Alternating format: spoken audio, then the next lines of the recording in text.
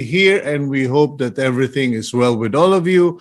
Thank you to all of the subscribers of Cignal TV watching us today, and also to those of you who watch us via Facebook and on YouTube, wherever you are in the Philippines and in the world. May mga kaibigan po tayo nakakapanood abroad, and that is the magic of technology. Today, we start our day with a very interesting daily starter.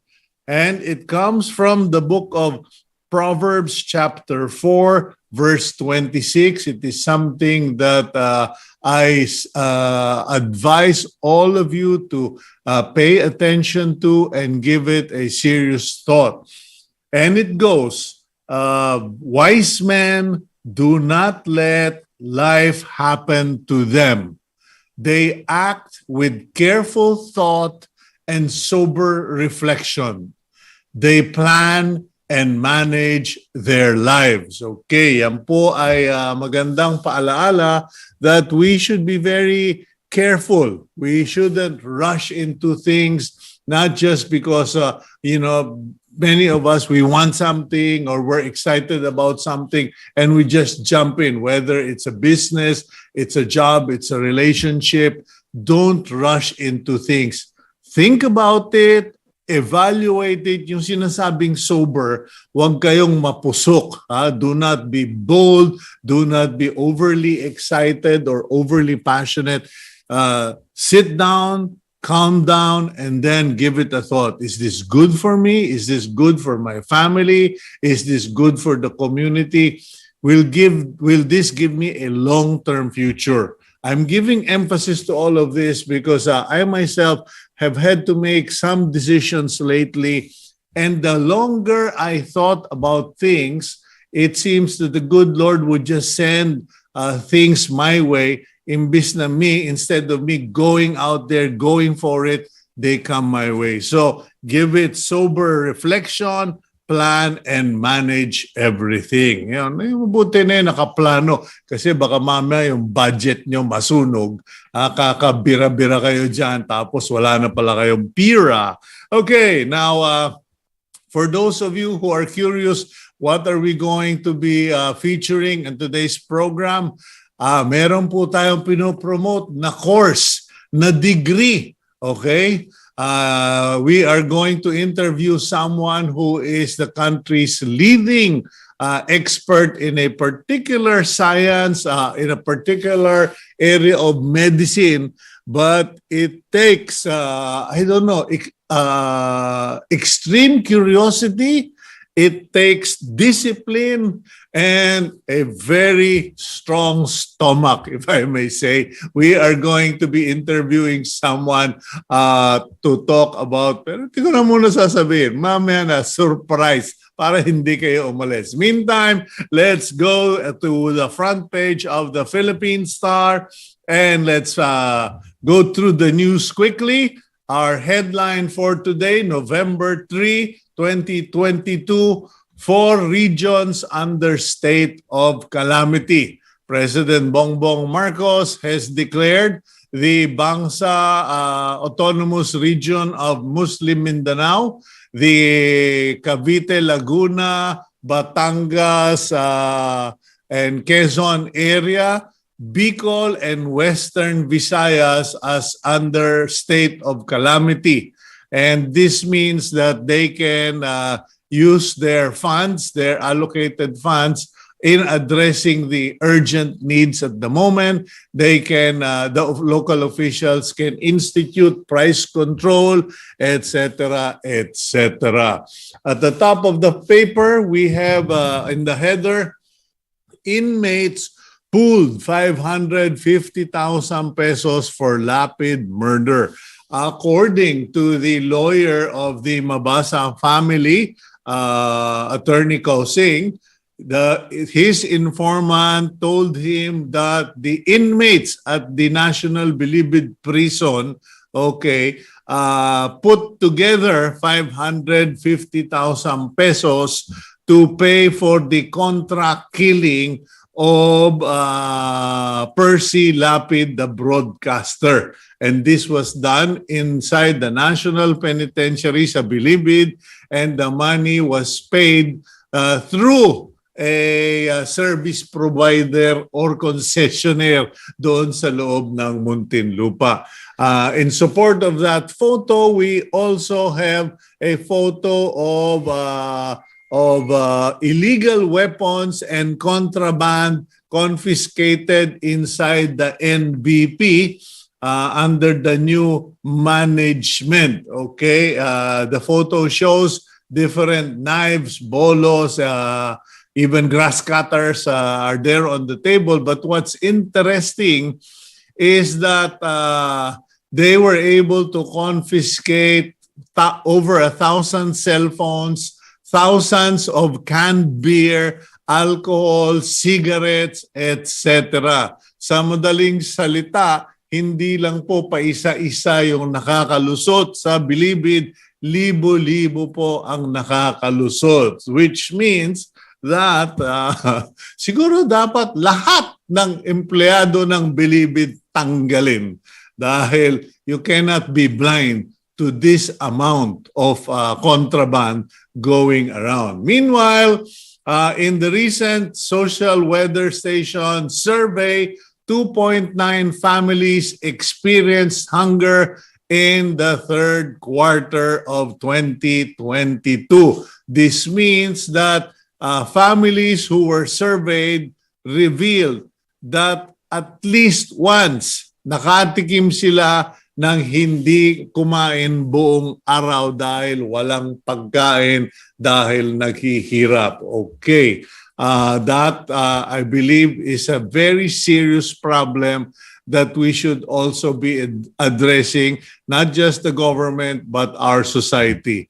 When fellow Filipinos can't eat one whole day because they have nothing, and we are all just selecting what we want for home delivery, I think there's something wrong and we should address it.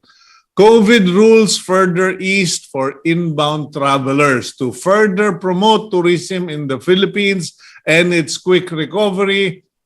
President Bongbong Marcos has signed Executive Order number 84 or 85 ba yun? 84, I think, where inbound travelers will simply be requested to present a vaccination card or proof of vaccination of 1 or 2 vaccines.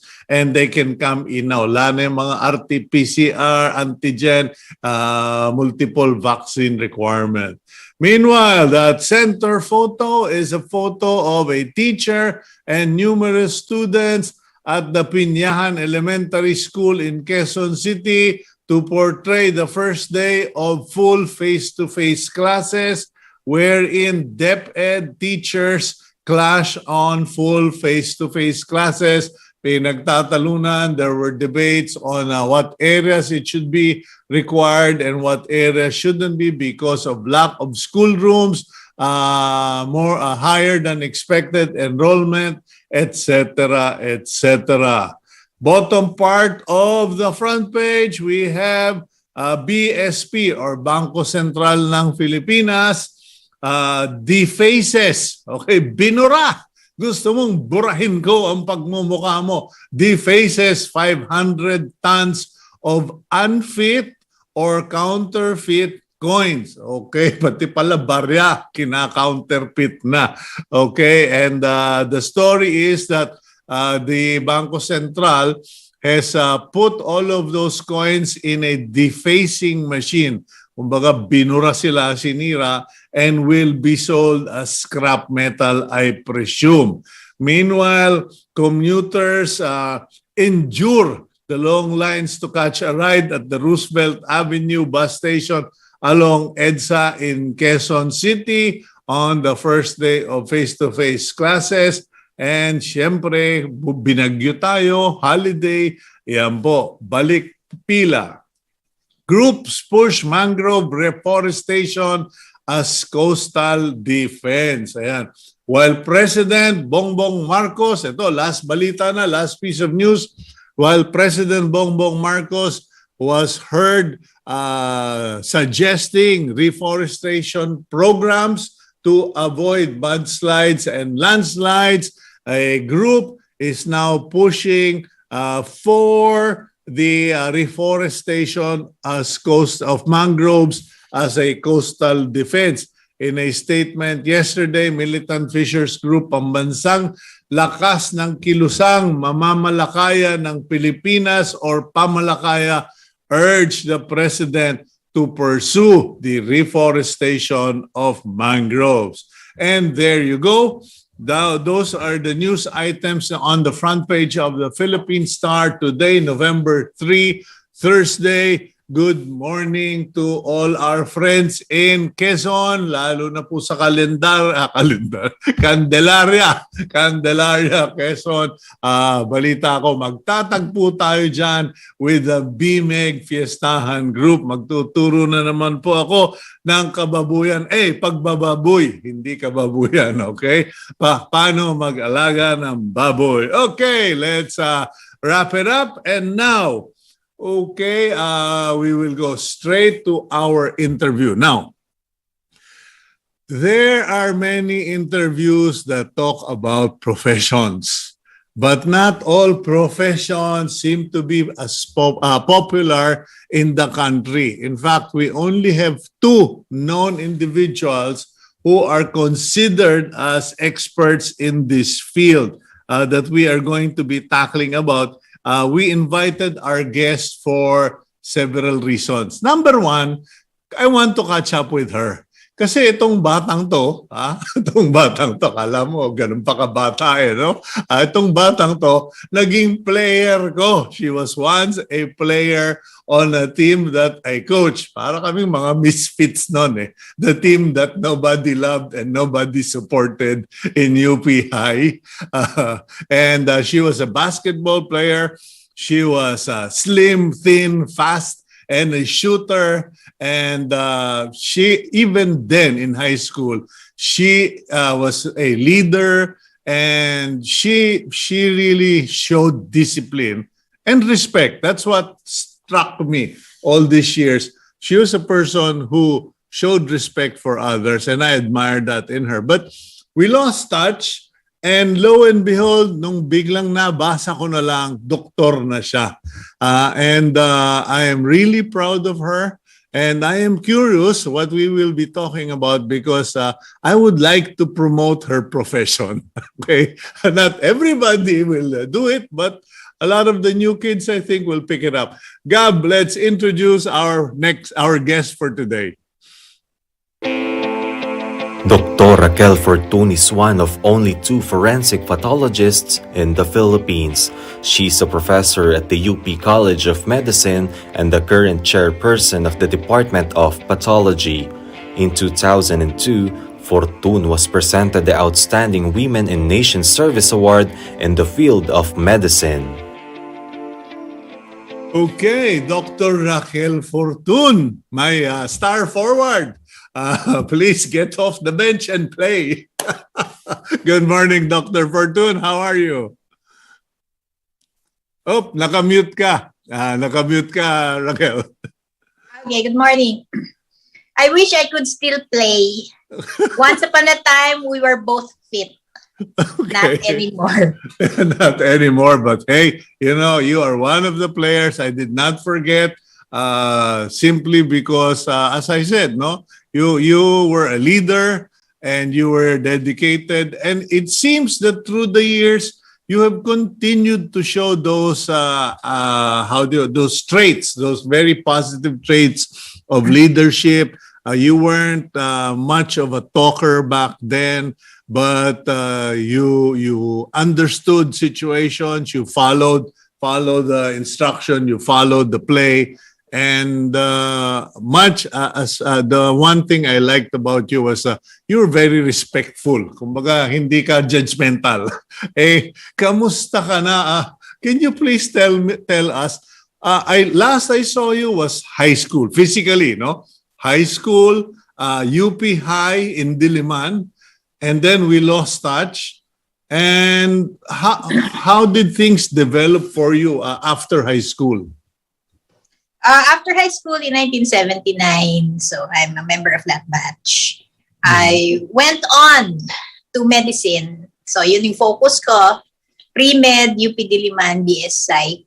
And then, ang medicine ko, UERM. I graduated in 87. Tapos tuloy-tuloy na yun. Residency in pathology. Somehow, nag-gel na yung idea na this is what I want. So, I took up anatomic and clinical pathology here in UP, PGH. And then, medyo may destiny din na parte kasi my position as a resident was instructor. I was the last instructor of the College of Medicine. So, faculty ako technically. And when they said, look, we badly need someone to teach legal medicine, and that was what I wanted, they easily sent me off to train in forensic pathology because that's actually legal med. So, 94, 95. And right after that, I came back, assumed my faculty position, and I was restless kasi, look, I trained. Ang dami kong alam. I can do more than, just teach legal medicine. There is this field of forensic pathology that I now know. And ang problema, ivory tower ka. I'm not really out there accepting these cases. So, that was what, 27 years ago? 95. And slowly, the cases came. I think you build a name, a reputation. And so right now, the dead come to me. Ganun ang nangyayari. Literally. Literally. I don't run after the dead. I wait for them to come to me. And I'm about 5 years away from retirement. Imagine that. So, oh my God. Yes. Okay. Now, okay. There's so many questions on my mind. Okay. Now, forensic pathology is not the most popular choice of courses for parents and for students. Now, where did you get the backbone of your training? Was it locally or did you have to spend a lot of time abroad?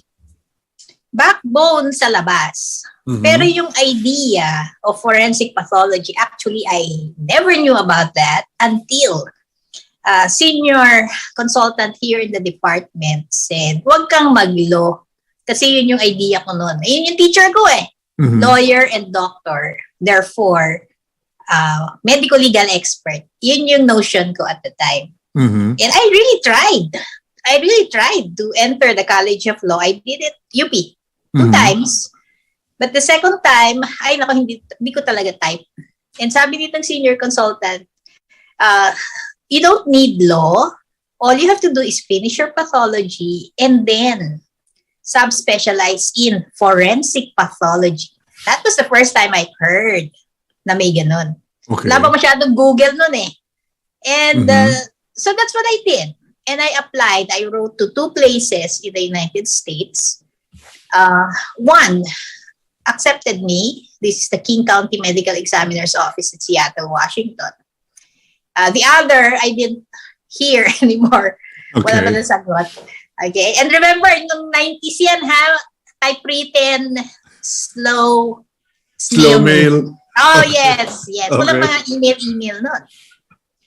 And so I spent a year in Seattle, that medical examiner's office. And my eyes were open to, this is how they do it in first world countries. Dapat ganito rin tayo. And so I went back and I was labeled the first Filipino forensic pathologist or the first forensic pathologist. But factually, I'm just the first one to come back. Ako lang yung unang baliw na bumalik. Okay. Maraming Filipino forensic pathologists, wala sila dito. Na-meet ko sila, yung iba nasa States. So, Okay. yun. Now, kasi from what I do know, forensic pathology has become even turned into TV material. may mga TV programs na abroad, especially in the US, that are centered on forensic pathology. But how close is it to reality? The work that you do compared to what we see on TV. Kasi di ba may mga TV shows na they go through the body, the cadaver, they talk about the chemical composition, the reaction, etc. Sabi ko, ganito kaya talaga dun sa loob nung morgue? Is it really that first class, etc.? What was your experience in Seattle? Actually, my first showbiz influence was, you will remember, Quincy M.E. MD? Age kita, di ba? M.E. Ay, ME. Okay, yeah. Medical Quincy, examiner. Medical examiner. Hindi ko naintindihan nun what M.E. stands for. I believe he was a forensic pathologist. Pero, yun na nga, in answer to your question, I had to unlearn many of the things I picked up earlier. Pagdating ko sa Seattle, Washington, it was really a very functional, medyo state-of-the-art even by then, medical examiner office. And unang-una, akala ko I have to be an expert on everything. Meaning, pati ballistics, pati fingerprints, toxicology, nagpapanik ako noon. Kasi paano ko aaralan itong lahat na ito? Until my boss, my mentor told me, no, you just have to focus on the body as the pathologist. So that's what you do. In a crime scene, others would be doing the other aspects of CSI, getting the trace evidence, the blood spatter, everything. Ikaw, doon ka sa katawan. And that made me more comfortable. I really loved my stay there. How do I find these forensic shows? Yung fiction, I don't like them. I don't watch them. Okay. Kasi ang corny eh. Kasi nga, napipick up mo, ay, hindi naman totoo yan eh. Ay, exage naman yan eh. Mas gusto ko pa yung true forensic cases. The real ones. Okay. But it's kind of also sad and frustrating watching them. Kasi naiinggit ka. Kasi na-solve nila sa amin wala kaming ganyan. Yun ang nakaka-frustrate. Tapos depressing na nga yung trabaho mo. Manonood ka pa ng mga ganyan. So I try to avoid also stuff on media that are very, very realistic. Okay, now what makes the work depressing? Because I mean, if you don't enjoy the job, I mean, okay, sorry, I don't think it's you can normally enjoy poking into a dead body, but at some stage, I guess you just become desensitized, and it becomes purely work. But some people will say, well, if you can't enjoy or at least appreciate the importance of your job, then you should find another field. You just use the word depressing. What is depressing about it? This is sad because you're dealing with loss, you're dealing with death, you're dealing with crime, and even more so in the Philippines, we don't have accountability. Yun yung frustrating dun. Okay? But yes, I do enjoy the work. In fact, day one of my medical examiner training, I said, this is it. Ito yung gusto ko talagang gawin. Okay? And I have no regrets. Over the years, every time I get a case, it still gives you some sort of excitement. It's excitement or challenge? It's the challenge. Yeah. And that's actually exciting. Well, the fact that you said it can depress you, you use the word sad, it indicates that even for experienced forensic pathologists like yourself, there's still emotion. You still see the body or the remains as a person. Kasi People tend to think, mga tao nagtatrabaho sa morgue, wala na, manhid na yung mga taong yan. They just see a cadaver, not a person. So you still first see it as a person before you see a cadaver. You use the word desensitized. And so many years after I started, I believe I have not been desensitized yet. In fact, that's it. You see a body exactly as a person. He may be accused of something, and that's why he was killed. I see that a lot in mga war on drugs cases, extrajudicial killings. But you've got relatives grieving for this person. It's a loss for them. And sometimes I meet them, these next of kin, the survivors. No, I have not been desensitized. I feel for them. Sabi sa akin ng iba, kinakausap mo ba? Pinagdadasal mo ba? Hindi akong ganun ka-religious But yes, I commune with them, pero mentally na lang. Like right now, I'm working on a lot of exhumed bodies na just bones.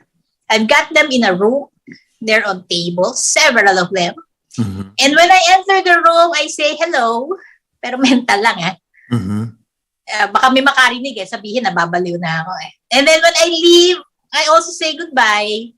And then, kinukumusta ko or whatever. When I play my music, I imagine them complaining na ang pangit naman ng aking playlist. Okay. Something like that. Yeah, because I've seen programs where they act, the players or the actors give names to the dead person or the cadaver. They give them nicknames, etc. So, but does this kind of a mental relationship or connection drive your passion more, or how do you go about? What is your process? Okay, biglang Dr. Fortun, meron po tayong arrival, etc. Here's the case file, etc. How does it all start and go? Well, for one thing, let's emphasize you respect the dead. So, ewan ko yung mga nicknames na yan because they usually come to me with names naman. Okay. Right. So, you respect the dead. And how does it go? By training. I was taught that when you have a case, you keep an open mind. Wala kang conclusion. Right? Like, halimbawa, ay pinatay ito. Ay, natural disease lang yan. No foul play, ganyan. Then, you have a body and then you systematically examine it. And yun ang natutunan ko, how to go about approaching a case, right? But no two cases actually are the same. Iba-iba So yung proseso alam ko. Pero yung may encounter mo na findings, iba-iba yan. And that is the one that keeps me on my toes.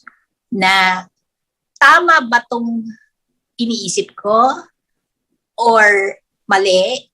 Should I refer this to someone else? Many times I think about it a lot. Yung proseso, it goes in my head and then minsan nagkaka-eureka moment ako later. Okay.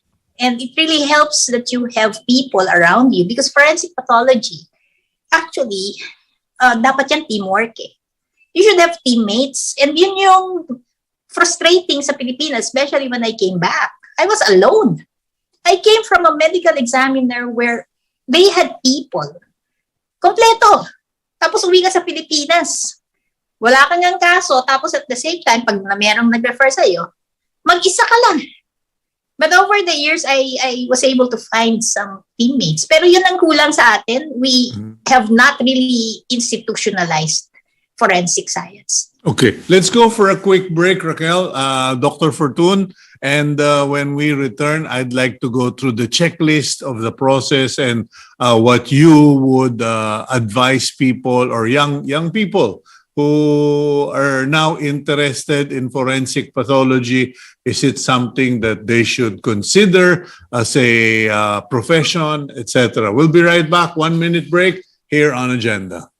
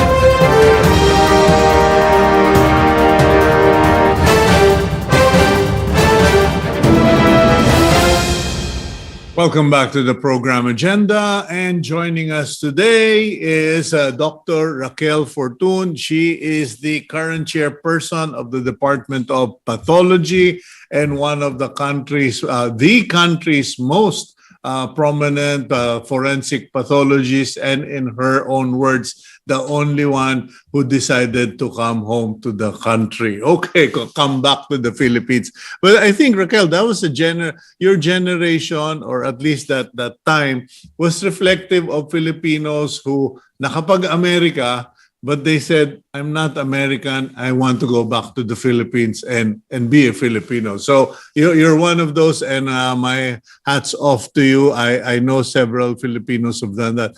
But coming back to the Philippines, you said earlier, you were already a forensic pathologist. You'd worked at the medical examiner's office in Seattle, and you realized mag-isa ka. When you say mag-isa ka, did you mean that in the medical examiner's office in Seattle, there were specialists who were all part of a team and you were just one of those specialists?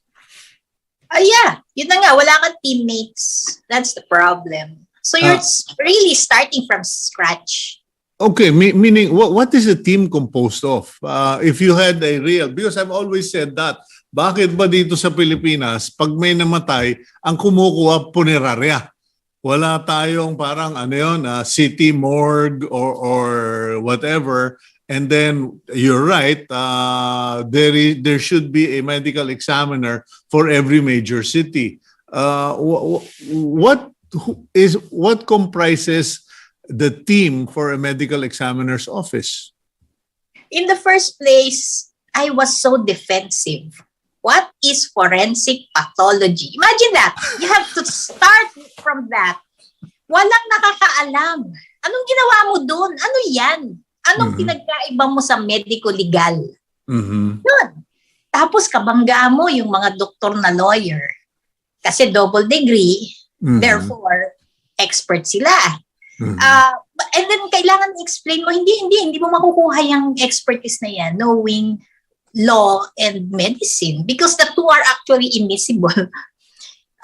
And yun na nga, you have, for instance, okay, buti na lang, I'm lucky I am based here in UP Manila, where the College of Medicine is and where the morgue is, because that's what you need. Alam mo bang, there was a time, pati yung manong dito, tumakbo sa dean's office at nagreklamo. Bakit daw kami gumagawa ng medico-legal case? Hindi daw kami accredited. Okay? So I had to look into that. What does it take to be accredited? Sino nag-accredit? And then it turns out, wala naman eh. So I had to Mhm. start from there. Yung teammates, hindi lang kasi forensic pathology ang sasagot sa mga tanong. Halimbawa, question of intoxication, Yes. right? Drug use, poison, something like that. We examine the body and then we get the opportunity to obtain samples for Mhm. toxicology. Hindi ikaw ang gagawa nung tox. Hindi sa'yo yung lab. You refer that to another laboratory. Mhm. Same thing with bullets. Ang trabaho namin, we document the injuries. Halimbawa, gunfire. We document the injuries. If there's a bullet in the body, we visualize through x-rays. Kunin mo yon, tapos hindi rin ikaw ang mag-e-examine nun, right? There's ballistics, firearms identification. Mhm. And then ikaw compare yan. But that's not you. So you have a team. Yun yung ideal. But I did not have that, especially when I just arrived. So Mhm. yun yung frustration. And hanggang ngayon, that was what I tried to work on. How to institutionalize it. We need a Forensic Science Institute. I'm in UP. Best place. So we tried. And we got as far as a BOR approved Forensic Science Institute. But that was what? In the 90s, late 90s. Mhm. Did it ever take off? Wala. Ngayon, may usapan na, sige daw, revive or whatever, pero alam mo, parang napaso na ako and at this stage in my life, I'm very realistic. I was able to do only this. I only got this far. Parang I'm kinder to myself na hanggang dyan na lang. Then maybe I could have planted seeds of hope. And, some people are dreaming now of doing something similar. Mhm. Sila na lang. Ang contribution ko na lang siguro is, I was the one who paved the way. Ako yung nakipagbanggaan doon sa mga fake, doon sa mga ayaw maniwala. So ngayon, mas naniniwala na kayo sa forensic science. Maybe may contribution ako doon. Mhm. Pag uplift ng forensic pathology, ngayon, may idea na kayo what it is. Yun talagang siguro ang contribution ko, happy na ako. Yeah, but Raquel, what about privatizing the service? Kasi, di ba, ngayon government, pero in a country where the tax base is so small, the population so large, of course we will all be fighting over the little money that's available. And kayo sa UP, I have always tried to support UP, being a graduate of UP. But the reality is politicians will prioritize their basketball before the national services. Now, what about setting up a private clinic or forensic pathology service? Para bang if I can't do it here, maybe we can get someone just as I see you're being cynical. Alam mo naman tayo nagba-basketball eh. Sabi nila wala tayong pag-asa pero pinahirapan natin yung champion team. So I'm forever an optimist. What about a private firm? In the first place, itong mga forensic investigations na to, dapat pinopondohan yan ng Estado. Okay? Okay. Hindi porke yung kaso ay dapat investigahan, tapos may magbabayad, doon lang gagawin. Hindi ganyan. Actually, ganyan ang nangyayari ngayon eh. Kung meron kang means, then you can push. Kanya-kanya dito. Alam mo bang pag nagsampa ka ng kaso sa korte, ikaw din ang gagastos. Correct. Pati sa witnesses, pati dun sa transcript ng notes. It really requires money. Pero paano private? Well, in the first place, nasa UP kasi ako eh. And I stuck it out.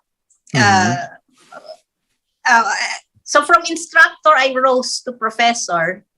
So andito na ako eh. But I tell you at some point, several points along the way, I was thinking of getting out. As in, practicing somewhere else, especially abroad. That was a temptation, a huge temptation. Why? Because you earn so much outside. And then there is a demand for forensic pathologists. Dito sa Pilipinas, ano ang aming employment, kaming dalawa ni Dr. Lim, as forensic pathologist? Wala. Wala kaming posisyon. Kailangan yung services mo, hindi ka naman kinukuha. So that's it. But I've toyed with that idea, yung sinasabi mong private enterprise. Who knows? Maybe after I retire. Alam mo, because, feasible, one-stop shop. Yeah, because at the end of the day, you could get grants, aids from abroad, but more on, it's not really the money angle or making money or profit, but, pushing the status of forensic pathology further or higher. Kumbaga, kung hindi ko madribble dito, dito ko i-dribble sa private sector, and hopefully, when people begin to appreciate, dapat talaga kopyahin yan. Because, alam mo naman sa Pilipinas, we are the Zagu and Andoks Manok culture. When someone succeeds, everybody copies. Yung pushing na yan na sinasabi mo, I think, sabi ko nga, I've come to a point where I'm just tired. I tried. Push it from here in UP, walang nangyari eh. I don't know, maybe somebody else will take it up. Private practice, setting it up, but alam mo ang talo ka dito, anything that has to do with the dead, it's morbid. It's not palatable to investors. It's not something that people would want to be associated with. As an example, it's so hard to get donors to say renovate the morgue, to buy equipment. Patay to eh. Just to drive home the point further, halimbawa, child abuse na cases. Maano yan, malakas yan sa sentiments ng publiko. Uy, kawawa, ganyan. Pero pagka namatay yung baby, halimbawa, wala na interest dyan.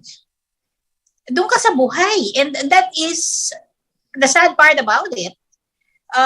Tapos isa pa, why would you invest on the dead when the needs of the living are still wanting? Look at the Philippines. Housing, food, health, jobs, everything. Yeah, but Raquel, when you think about what you have achieved, I mean, let's talk about the Percy Lapid case.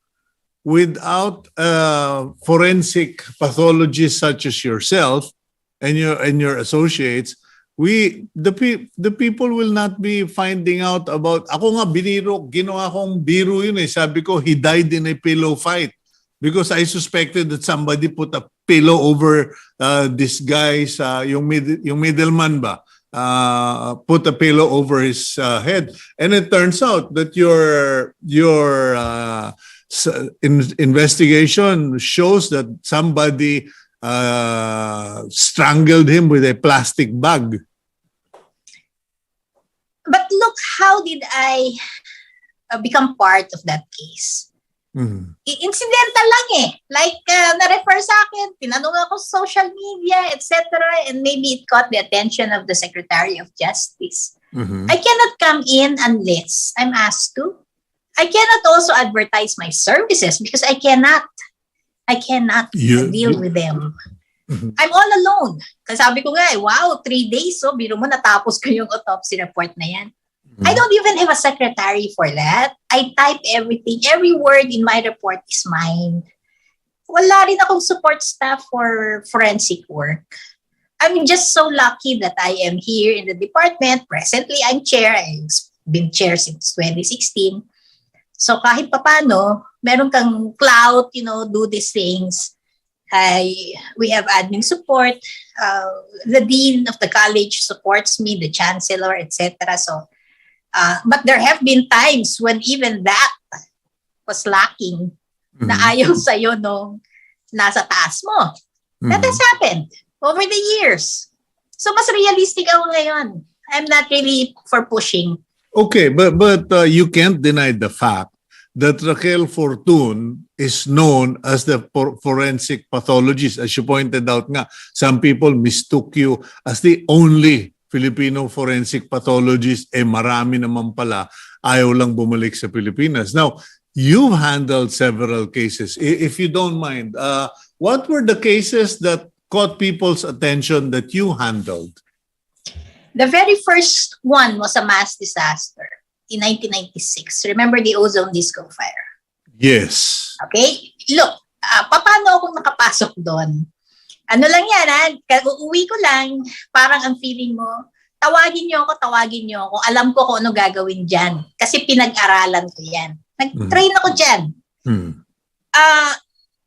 Kuha lang ako ng news items for teaching because that's what I do. Until nung nagkakaubusan na ng bangkay, pinag-aagawan na, etc., I just could not take it anymore. I went to City Hall and volunteered.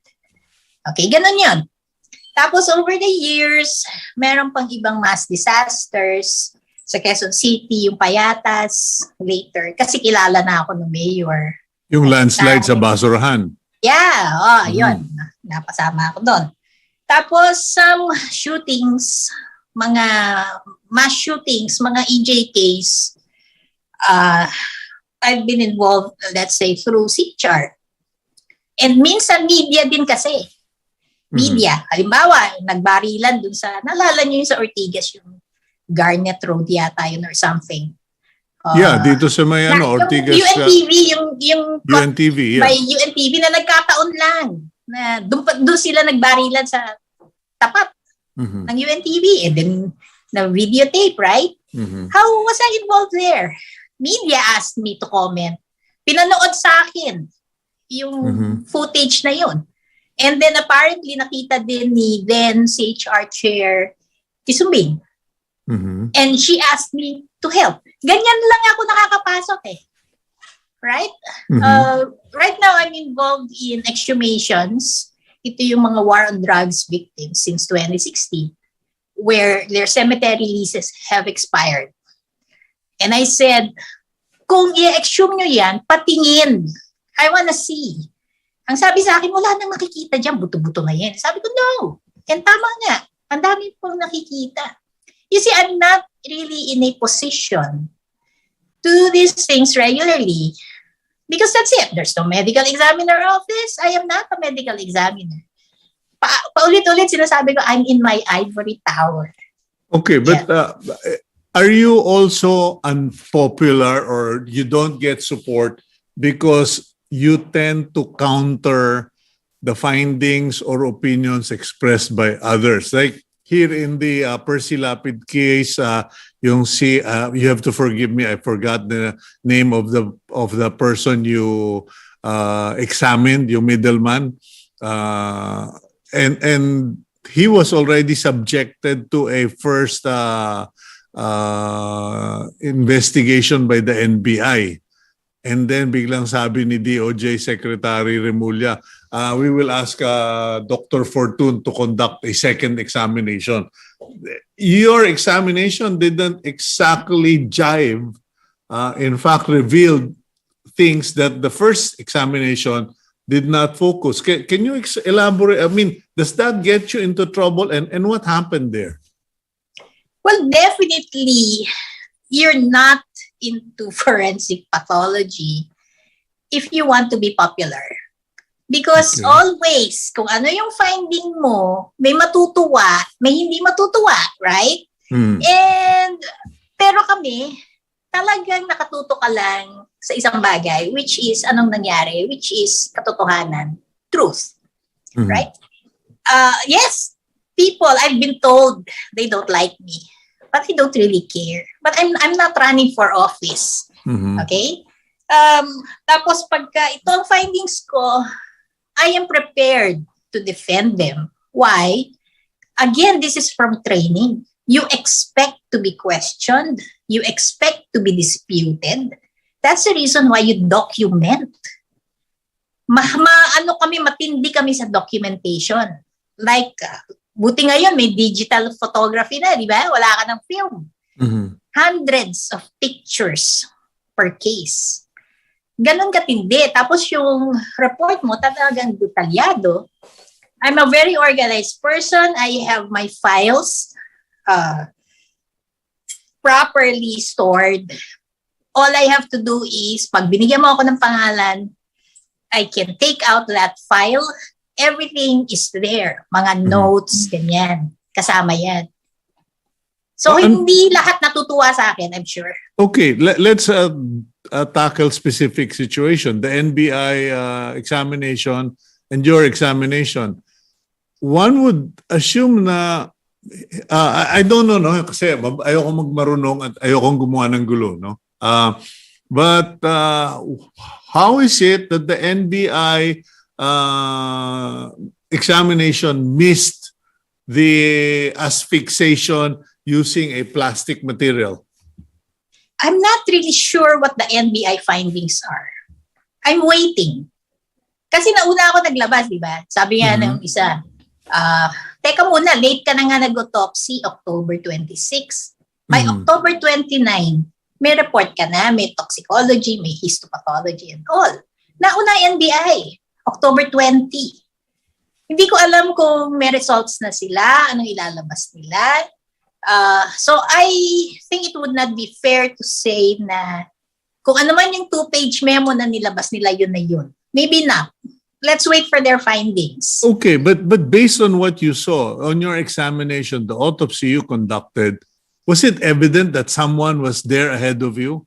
Because I always kind of challenged, I challenged that last week. Sabi ko, is this an autopsy report of the NBI or is it a superficial recording and a death certificate? Kasi dalawa yun, di ba? Magkaiba yun. A death certificate and an autopsy report are two different things. Yung unang lumabas, actually, yes, I saw that death certificate kasi kumalat eh. And natanong din ako. And they released a 2-page memo.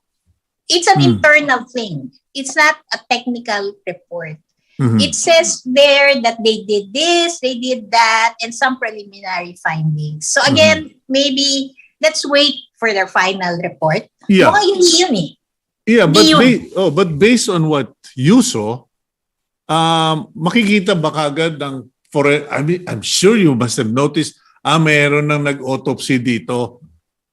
Oh, for sure, yes. Yung previous autopsy, kasama yan sa report. Embalming, saan hiniwa-hiwa, anong tahi, anong related to embalming, or unorganized, at ano yung autopsy incisions. Tapos documented yan. Okay, tinastas namin yung hiwa-hiwa, tahi. Pagbukas, ano ang ginawa nila? Okay, may cut na dito sa ribs, tad-tad na yung organs, nandito na yan.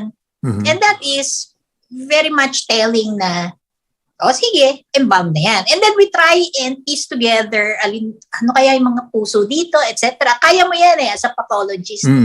And then you still examine what you have. But of course, if you ask me, I'd rather have a fresh, intact, unembalmed, not previously autopsied body. So on record, you can say that someone had conducted an autopsy before you did. Pwera yung embalming. Kasi yung embalming, iba yun eh. But yung autopsy, merong gumawa na before you. Oh, definitely. And it's in the report. Okay. Ano yung signs? Okay. Ano yung nakita mo? Yeah. Yun. Now, I'm curious, Dr. Raquel, no? How did you figure out that this person was killed using a plastic bag? Kasi pinagtalunan namin yan ng media, no? Na sabi ko, merong mga fumes na nai-inhale pag tinakpan ka ng plastic bag. Did you conduct a swab? Or was this a physical manifestation? Paano mo nasabing, tinabunan ng plastic yung mukha nitong taon to? It's totality of evidence. It's the practice of forensic pathology. You analyze. What do you have? What don't you have? Okay? And yun na nga, you start with an objective, clear mind. And when I examined him, I was open to anything. Like, ay, baka nga meron ngang heart attack. Okay? Because that usually kills you. Something in the heart, something in the brain. Okay? Yeah. Wala. And precisely, kaya chine-check mo lahat yan sa loob. Okay. Wala siyang sakit. Wala siyang injury. Alright? And then, right after the procedure, I relayed this information to Secretary Remulla. Sabi ko, look, I did not find any morphologic cause of death. Okay. And the manner of death, I was prepared to call undetermined. We have a category there. Hindi mo alam eh. Hindi ko rin alam anong pumatay sa kanya. Okay, but we can do, say, toxicology. Kasi minsan, ganyan din ng toxicology.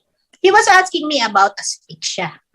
Okay? I don't know kung may alam na siya noon. But yes, I'm open to that. And precisely, talagang chine-check namin kung may marks sa neck, outside and inside. Documented yan. We check the eyes kasi minsan mga small hemorrhages lang meron. But I had limitations kasi ang tigas na niya eh. Embalmed na. Okay? Wala akong nakita. But you know, there are forms of asphyxia which will not leave you anything. Okay? Minsan, edema lang ng lungs. Like, halimbawa, yung body nasa tubig. Kung hindi mo alam na nasa tubig yan, hindi mo sasabihin drowning. Parang ganon. So when he said, he really went to my office and discussed the case with me. Ganon siya invested in it. Ganon niya ako pinipressure. Anyway, so, but he told me, look, there is information, there's a text message sent by the decedent, si Mr. Villamor, na alam niya, mamamatay siya. And true enough, shortly after, namatay siya. Now, how can that be natural? Alam mo, mamamatay ka, tapos namatay ka nga. There's something really suspicious there. So I said, okay, I still don't know what killed him. But I am prepared to call this probable homicide. Okay? And then the next piece of information that came, also from Secretary Remulla, we have someone who actually said in an affidavit that his head was placed in a plastic bag. Andiyan pa yung text message namin eh. Bigla na lang sinabi niya, plastic bag. Sabi ko, pwede. Pwede. Because it's not going to leave you with anything. So it's consistent. So I stuck my neck out and said, it's asphyxia by plastic bag suffocation. The manner of death is homicide. That's how it goes. Okay. But look, if you dispute it, that is my opinion. That's why in the report, it's under opinion. Okay. Doc Raquel, one last question because we're running out of time here. Nagtatanong lang yung news desk namin. What was this reported other tests that you want to conduct? Okay. Actually, additional toxicologic tests. Pumayag si Secretary Remulla. Sige daw, we will explore it. Like padala abroad, why not? Medyo kulang kasi ang ating tox labs dito eh. And why not? Kung meron kang magko-confirm, may makita pa sila, walang mawawala. Yun lang yun. Toxicology. Okay. Well, Dr. Raquel Fortun, as your former coach, I am so proud of you. As your friend, suportahan ta ka. And please, as long as you and I are breathing, don't give up a fight. Dahil tayo, UP fight. Okay, thank you very much, Dr. Fortun. Okay, bye-bye. Good morning. Okay, that's Dr. Raquel Fortun, forensic pathologist, chairperson of the UP College Department of Pathology. And let's now go to our closing blessing for the week. And it comes from a prayer that I picked up, and it goes, Lord, thank you for this brand new day. Today, I pray for my beloved country Show us your mercy and compassion. Bless our leaders with wisdom. Grant our country peace, unity, and prosperity. Protect our nation. And may I add to our audience, let's all pray for people like Dr. Raquel Fortun, that she continues the fight, that she remains in the fight, and that people in government and in the private sector would wake up and support this science that we all need in the pursuit of justice and to get answers to the mysteries that only the body will reveal to a forensic pathologist. I'm Cito Beltran, thanking you for joining us here today on Agenda. Thank you, Lord, for a great show. God bless all of you. Please keep it here on One News.